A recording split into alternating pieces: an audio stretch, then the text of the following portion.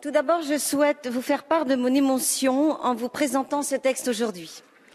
Au-delà de mon engagement personnel pour la liberté de choisir, il s'agit de répondre aux attentes de nombreuses personnes, hommes et femmes que je rencontre et avec qui j'échange depuis des mois et attendent depuis trop longtemps que notre Assemblée reconnaisse enfin tous les choix de fin de vie. Je pense aussi à tous nos collègues parlementaires qui ont déjà déposé et parfois défendu un texte similaire, soit à l'Assemblée ou au Sénat.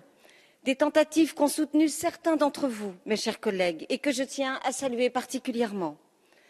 Le texte examiné aujourd'hui a la particularité de rencontrer une autre initiative parlementaire sur le même sujet et issue d'un rapport commandé par le président de la République. Nous pouvons nous en réjouir puisque la première raison de l'inscription de ce texte à l'ordre du jour de la niche écologiste était de faire effectivement accélérer la majorité sur cet engagement de 2012. Notre commission a jugé qu'il convenait d'attendre l'examen de la proposition de loi Claës et Leonetti et donc a rejeté le texte dont nous débattons. Je crois qu'il s'agit là d'une erreur, car en réalité, ces deux textes sont complémentaires plus que concurrents. Ils ne répondent pas aux mêmes questions. Le texte de nos collègues se contente de préciser un peu plus son ancienne version de 2005, car la loi de 2005, dite Leonetti, est trop vague pour être efficace. Cette loi n'est pas mal appliquée car mal connue, cette loi est mal appliquée car imprécise. Elle admet qu'un traitement puisse avoir pour effet secondaire d'abréger la vie sans accepter de provoquer la mort. On a voulu fermer la porte à l'intention de provoquer le décès du patient par le médecin sans la fermer au fait de la provoquer. Mes auditions ont bien fait ressortir ce dilemme auquel fait face le monde médical. Est-ce qu'un médecin doit pouvoir aider à mourir son patient? Tant que nous enfermerons cette douloureuse question de la fin de vie dans cette seule approche dogmatique, alors, effectivement, les médecins continueront d'être soupçonnés d'aider à mourir des patients et les patients, comme leurs proches, continueront à craindre parfois que leur vie soit écourtée contre leur gré. Car, mes chers collègues, ce n'est pas l'intention du médecin qui doit compter. Ce qui compte uniquement, c'est de savoir si telle est ou telle était la volonté du patient. Seule la garantie de tous les choix permet d'échapper aux doutes, protège et patients et médecins, que l'on puisse demander à demeurer en soins curatifs, demander les soins palliatifs, demander une sédation avec arrêt des traitements jusqu'à la mort ou une aide active à mourir. Voilà ce qui évacue les dangereuses ambiguïtés. C'est ce que propose clairement le texte que nous examinons aujourd'hui. C'est ce que se refusent encore d'envisager nos collègues Claës et Leonetti. Respecter un choix implique l'expression du choix. Or, seulement 2% des Français se sont emparés de la loi de 2005 et ont rempli leurs directives anticipées. Pourtant, quand une loi est efficace et répond à une attente, alors les Français s'en emparent, non sans mal ni promotion. C'était le cas de la loi de 2002 sur le traitement de la douleur ou celle de l'information médicale obligatoire. La remise en cause de l'acharnement thérapeutique a été la seule partie de cette loi de 2005 à trouver un véritable écho, car elle est la seule à être claire, la seule à considérer un réel droit du patient. En revanche, les dispositions introduites sur la fin de vie, notamment pour ce qui concerne les directives anticipées, n'ont aucune valeur exécutive. À quoi bon mettre par écrit ces dernières volontés si celui qui les lit n'a d'autre obligation que de les consulter? Ce constat réunit désormais et les auteurs de cette proposition de loi et nos collègues Leonetti et Claës. Ces points de convergence ne peuvent que me réjouir. Que ces directives deviennent enfin opposables sans délai de validité et mentionnées sur la carte vitale. Mais quelle réponse apportons-nous à nos concitoyens en état d'exprimer leur volonté et qui demandent qu'on les aide à mourir? Que ce soit aujourd'hui au regard de la première loi Leonetti ou de sa nouvelle mouture à venir, rien ne change. Et voilà pourquoi, mes chers collègues, je tiens à ce que vous prêtiez une attention particulière à une proposition de loi qui tente d'apporter des vraies réponses à toutes les questions. Précisément, ce texte prévoit tout d'abord d'institutionnaliser l'égal accès de tous aux soins palliatifs sur tout le territoire en proportion du nombre d'habitants. Le manque de lits identifiés soins palliatifs ne doit en aucun cas être le motif d'un choix de fin de vie alternatif. Si un rappel législatif de ce principe n'est pas de trop, il dépend davantage aujourd'hui d'un arbitrage économique courageux. En un mot, refusons d'opposer les soins palliatifs à l'aide active à mourir. Ensuite, ce texte propose la légalisation de l'euthanasie et du suicide médicalement assisté. J'ai par ailleurs proposé un amendement pour rassembler ces deux actes médicalisés sous le vocable aide active à mourir, préférant le sens des mots à leur connotation. Les débats n'en seront que plus sereins et fructueux. Et dans le même esprit, attachons-nous au contenu du texte plutôt qu'aux fantasmes ou aux peurs distillées ici ou là. L'article 2 énonce précisément les conditions de bénéfice et la procédure d'un suicide médicalement assisté. Des conditions claires et strictes. Le médecin doit vérifier que le patient est effectivement majeur et capable, atteint d'une affection grave et incurable, infligeant une souffrance physique ou psychique inapaisable ou jugée insupportable.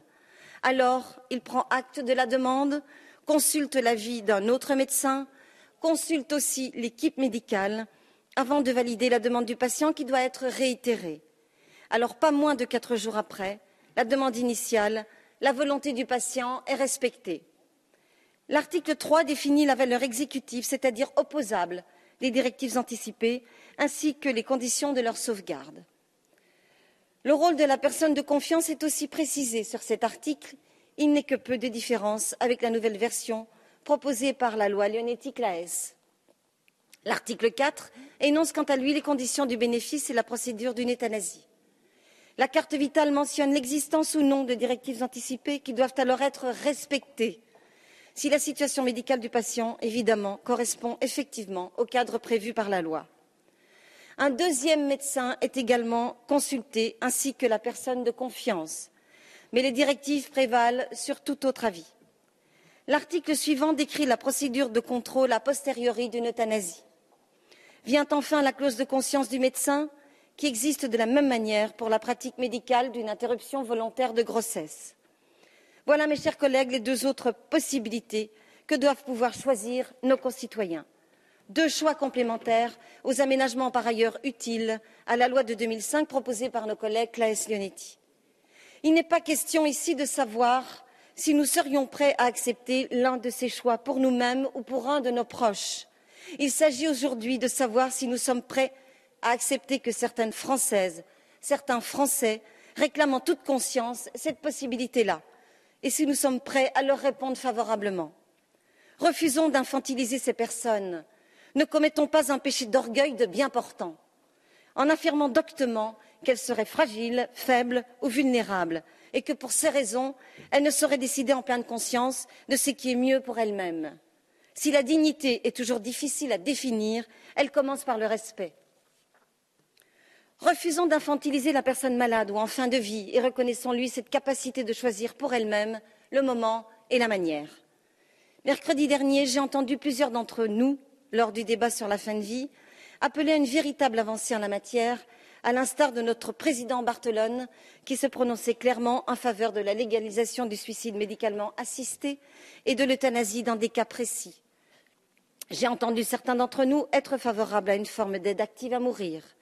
J'ai entendu certains d'entre nous prêts à discuter sur cette nouvelle base législative proposée par les écologistes. J'ai entendu certains d'entre vous, souligner les manques de la proposition de la loi Claes-Leonetti. Je vous appelle à en discuter et faire évoluer la loi afin que la liberté du choix, la garantie concrète de tous les choix, trouve une majorité nécessaire dans notre Assemblée. Le débat et le vote aujourd'hui sur le texte dont je suis la rapporteure permettrait de fixer la juste dimension qu'il faudra donner à la proposition de nos collègues que nous débattrons en mars. Et gardons à l'esprit que si l'apaisement est nécessairement un objectif, le consensus ne peut être l'alpha et l'oméga d'une réforme de société. Les réformes se heurtent souvent aux convictions intimes, profondes et légitimes des uns et des autres. Mais ces convictions doivent pouvoir être dépassées. Les seules convictions qui vaillent tiennent dans notre devise qui doit assurer la liberté, l'égalité d'accès à l'exercice de cette liberté et enfin la fraternité qui passe par l'écoute de ceux qui souffrent et nous demandent de légiférer. En débutant cette intervention, j'évoquais celles et ceux qui, ici même, à cette tribune, ont déjà travaillé sur ce sujet. Chacun de nous sait que l'exercice législatif est une école de patience et d'humilité, surtout lorsqu'il s'agit des libertés individuelles. Mais si mon rôle de rapporteur appelle que je vous invite à voter cette proposition, je suis lucide sur l'issue de ce débat. Sans doute n'aboutirons-nous pas au vote aujourd'hui d'une proposition de loi garantissant l'exercice de tous les choix aux patients en fin de vie. Mais je ne doute pas que nous ou nos successeurs y reviendront. Dans quelques semaines peut-être, même si le doute est là. Dans quelques mois, plus probablement, de cette tribune, un ou une ministre, un ou une rapporteure, un ou une intervenante proposeront cette loi. À celui-là, à celle-là, qui est peut-être parmi nous aujourd'hui, ou qui suit peut-être nos débats, je veux dire par avance, avec celles et ceux qui se battent pour l'ultime liberté, ma reconnaissance et mes encouragements. Et croyez-moi,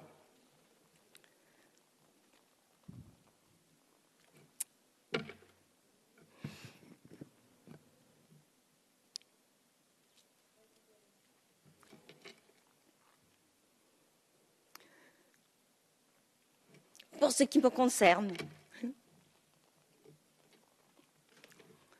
je serai là. Merci.